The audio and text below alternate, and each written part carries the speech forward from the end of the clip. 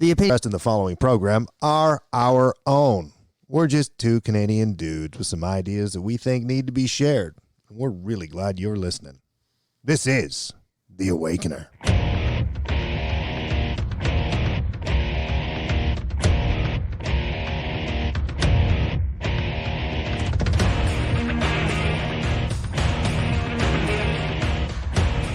Hi, ladies and gentlemen, boys and girls. Welcome to the show. This is the Agent Whitaker News Show. This is your final COVID-19 update. The reason why we're updating you is because the narrative is falling apart, and we like to keep you in tune with the real narrative that's going on. Now, before we start the show, I'm not a doctor. I'm not a health expert. Wash your hands, follow all health protocols, and do not continue social distancing. Do not go hug strangers. You know, leave them alone if that's your thing. Yeah, because if you come up and hug me, I'm probably going to punch you in the jaw. Are you kidding me? Can you imagine strangers? You know what's going to happen after that? The person will die, and they'll pronounce them dead with coronavirus. Yeah. They'll run away, get hit by a bus, and then they'll say cause of death was coronavirus, because that seems to be what it is, right? If you get hit by a garbage truck, coronavirus. If you fall down the stairs, coronavirus. So it's getting a little bit ridiculous, and I think we're all starting to see that this is just stupid. It's the other day on the news. What did I see? They say, well, it's 75 degrees. It's gonna kill the virus. And sunlight's a great disinfectant, and sunlight will definitely help the virus go away. So with the warmer weather and sunlight, things should get better. Yeah, you know why? Because cold and flu season is fucking over. That's why. Like, you kidding me? Like, it happens every year. This is how it goes. This is how it's going to go, everybody. Ready?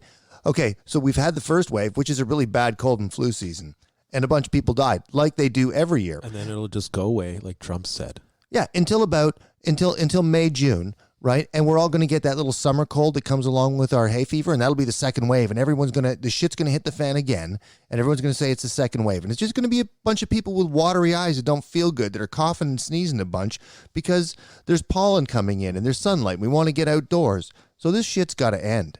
Like, can you tell? I'm losing my mind. Well, you're pretty smart. I was going to say, do you have a mind? But you're pretty smart, so... I'm interested. I'm on the CDC website, and look back to 2009, the H1N1 pandemic.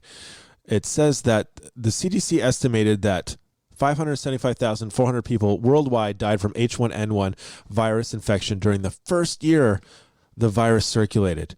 Now, 80% of virus-related deaths were estimated to have occurred in people younger than 65 years of age. Did we shut down the global economy for H1N1? No. H1N1 was killing healthy people. Working age people. Providers with young families. Now it gets better, Agent Whitaker. This is on the cdc.gov webpage. Ready for this, Agent Whitaker? I'm going to read you the next part. All right. It says, this differs greatly from typical seasonal influenza epidemics, during which about 70% to 90% of deaths are estimated to occur in people 65 years of age and older. Kind of like what we're looking at. Kind of like it's so frustrating. Now, nobody's saying the virus doesn't exist. I'm not saying that it's a hoax. I'm saying that it was purposely introduced, and it's a crisis by the globalists to engineer an attempt to hijack the economy, to cause its demise, because Trump's going to go in there in the election and say, oh, the economy. And they can say, no. This is to engineer them vote in ballots so they can cheat. This is to engineer an opportunity so if Joe Biden makes it a few more weeks and doesn't die, that he doesn't have to debate Trump because he's a moron. And this also insulate whoever is going to be VP, because it might be Hillary or Big Mike. Yeah. I'm just, summing it up. Okay. Where were we? Because I've been drinking. I'm sorry. Hey, everybody. I'm sorry.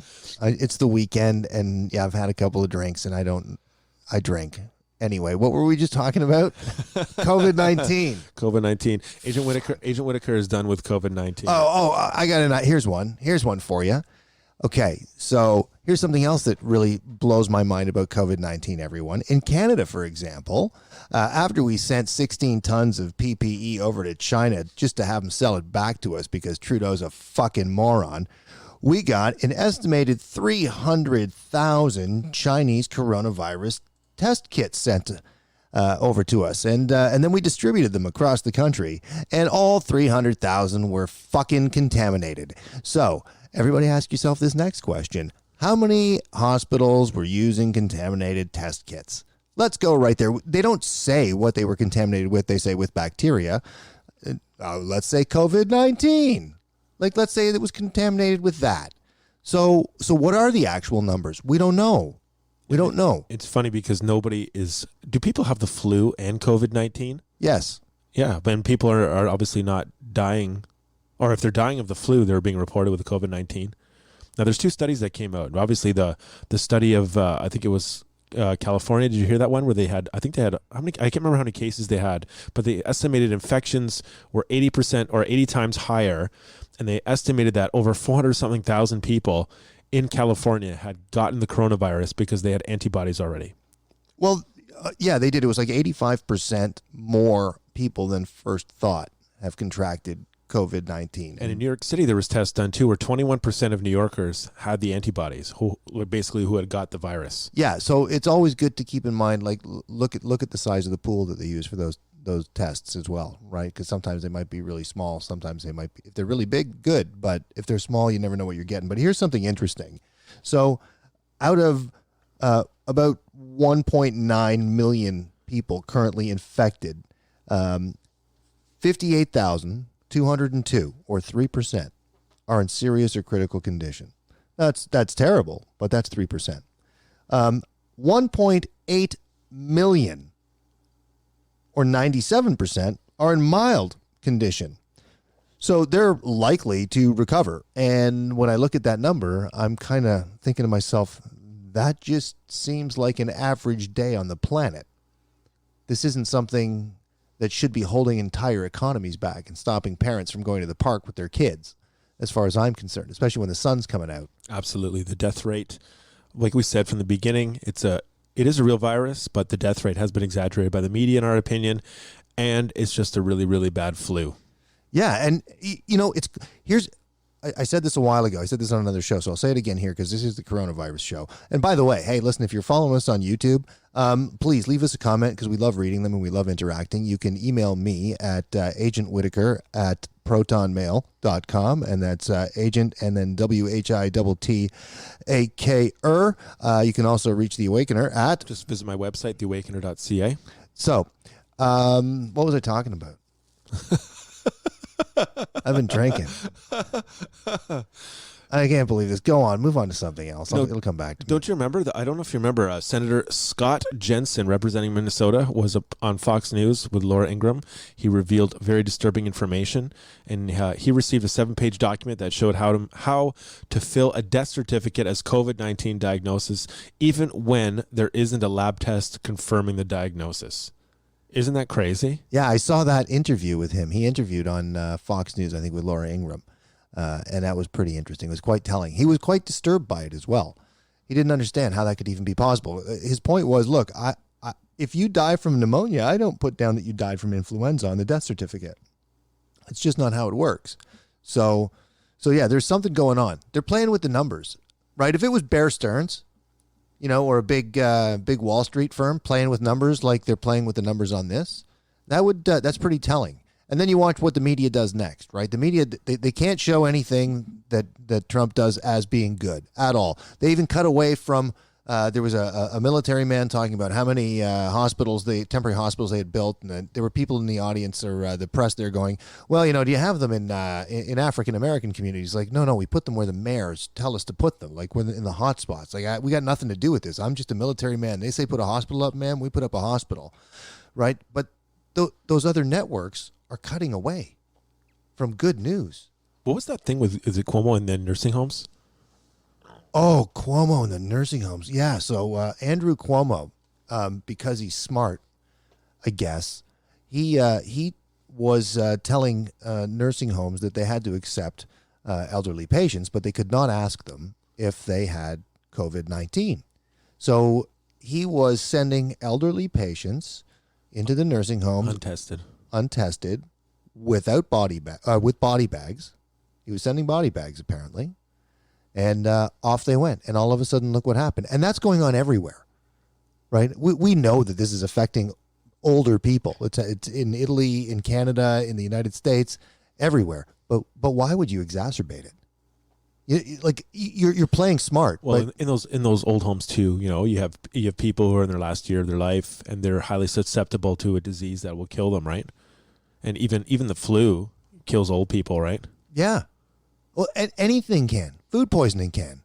Anything can. If you're aging, bad things happen to your body. Bad things happen. It's terrible. It's awful. But you've got a mayor doing things in New York. You know what else he did that I found out about? I was reading the other day that Cuomo, for a short time, declared basically that everybody was on a DNR because he was saying there was no time to resuscitate people. Then I'm reading other tweets online from doctors in Great Britain going, the hospital is empty. There's nobody here. Elective surgery is how hospitals make money. Now the hospitals aren't making any money. And you know how I know the hospitals aren't making any money? And you know how I know the hospitals aren't packed? Because there are fucking nurses doing TikTok videos all over YouTube right now and the internet. And it is absurd to me. Absurd. Oh, you look real cute in your masks the way you dance like that. And I know you need a break. And I respect the frontline workers. I really do, because I've got a lot of friends that are doing that. But that is just in bad fucking taste. If people are dying, you don't start dancing around the hospital and then post it online. Have a little dignity for the people that, if this is, if they're passing away from this, just show them a little respect. Sorry. I just, had a moment. I was just laughing at the media treatment of Trump. I'm looking at two documents here. The determination of the effectiveness of oral chlorine dioxide. And there's another video that shows ultraviolet light zapping superbugs at UPMC hospital. Yeah. So the ultraviolet light thing, there's a thing that they stick down into your lungs that casts ultraviolet rays or light into your lungs, and that's supposed to help clean things up. So Trump said something about injecting sunlight. Yeah, you know what? He misspoke, and he probably didn't mean that. But the fact is, there's actually something that does it. So that's kind of funny. It's funny how they doubt him, right? But he's in basically control of all the military intelligence. He knows everything, all their secrets. Well, did you see the tweet the other day, or maybe it was today, where Hillary Clinton said, "Don't listen to the president and don't inject bleach into your body," and Trump tweets her back and says, "Yeah, because that's only for people like Jeffrey Epstein," and emails. And I'm like, this was the beauty of it. He completely trolled her. He said something that was completely ridiculous. I'll grant that. And people made fun of him. I'll grant that. Hillary Clinton goes after him, and he just comes back and he pokes her right in the eye. I'm sure she was looking back at that tweet going, "You fucking bastard." Oh, right? So I thought that was glorious. And you know what else I think is glorious? That people are getting out now and they're protesting. We don't need to be at home. But the left says it's not, you don't have a right to protest this. You don't have a right to protest this. But meanwhile, we want to have the right to protest this. We want to have rights to protest. Yeah. Well, you know what? Your rights don't step on my rights. We're going to go outside to protest you going outside. Yeah. No. If I want to go to work, I'm going to work. You can say whatever the fuck you want. I'm going to work. I'm going to do whatever the fuck I please. Right? I'll stay 6 feet away from you. I don't care. I'll follow those rules. Well, you stay 6 feet away from everybody anyways. Yeah. Don't touch me. I've always been that guy. Don't touch me. Don't come near me. Don't touch me. I'm good. I might shake hands, stuff like that, but I'm not a hugger. I spoke to two Canadian doctors about the COVID crisis, and both of them are disappointed with the Liberal government. They say they should just open things back up. It's killing most people in the last year of their life. The other half, it's killing people who are 70 plus, who have basically big, I guess, issues or medical issues, right? They have lung cancer, they have bad asthma, right? They're obese. They have heart disease, high blood pressure, stuff like that. And then the rest, just flukes here and there, which the media is highlighting, right? And it happens. Right? It happens, right? It happens. Bad things happen to good people all the time. It's terrible. But we can't continue to go down this road. 60 days makes a habit. If we continue to pay people to sit at home and do nothing, then here's what I fear. No one's going to develop or regain their sense of purpose. and they won't excel. Right? The whole point of being a human being is to strive for something better. We don't need to sit at home. Alexandra Ocasio-Cortez, whatever her name is. She would love you to stay at home. Right? Yeah, I know she would. And here's the thing. She said something the other day, which pissed me right off. She said, we shouldn't have to work 70 hours a week. And I'm like, well, but what if some of us like it? I like my job. I like the things that I do. And I work really hard. And I do put in 70 hours a week. Sometimes I put in 100. Some days, there have been times where I've gone with no sleep for 3 days in a row. Literally. Without drugs and alcohol. Like just drinking coffee and doing my job. And you can't take that away from people. It's part of my DNA. So what are these people thinking? And how dare they tell me that I can't work 70 hours a week if I want to? They want you to stay home, take a check from the government. Yeah, but what? But again, why? Why do you want me to take a check from the government? If I can create a bunch of jobs for people, like, come on. You know how many people are going to be out of work after this? How many people are going to lose their homes after this when the banks have to start collecting, when interest rates start to rise? What's going to happen? And she doesn't care. And these people got to get back to work and the economy's got to roll. And it's just, they got their Green New Deal. There isn't an airplane in the sky and everybody's collecting money. It's a crazy time to be alive. I'm even looking at a Gateway Pundit article which says the New York Times reporter put a complaint into YouTube which promoted the takedown of biotech firms' video on ultraviolet light treatment of coronavirus patients. It's like the leftists are doing whatever it takes to control the media or to control the narrative. It's crazy. So I have a problem with that. And here's my problem. Why is the press taking down or requesting that videos or information are being taken down? It's their job to report on it. Leave it up and then report on it. Do your fucking job. You're a reporter. Are they that stupid that they have to stick their nose into everything and try and ruin everything? And what's going to happen to the New York Times after this? Like, who's going to pull the carpet out from under the Times? Somebody has to. And how do you do it? I don't know how they're surviving, to be honest with you. I mean, people who still follow the news, I don't understand why they do it, right? So blindly. No, it's crazy. And again, with the coronavirus thing, you're seeing these celebrities coming out and they're going, I've had coronavirus. Tom Hanks antibodies are going to be used to save the world now. It's going to be his legacy. Forrest Gump and, the freaking cowboy or whatever the hell he was in Toy Story, that's going to be his claim to fame, that we're going to have to inject ourselves with Tom Hanks antibodies? Like, really? You know how sickening that is? It's terrible. Anyways, this was your last coronavirus update. We expect that this is going to die off in the next couple of weeks. You can see the narrative already starting to fall apart. And we've kept you up to date with this crisis from start to finish. Go outside. Enjoy your life. Yeah. Fuck them. I guess that's it.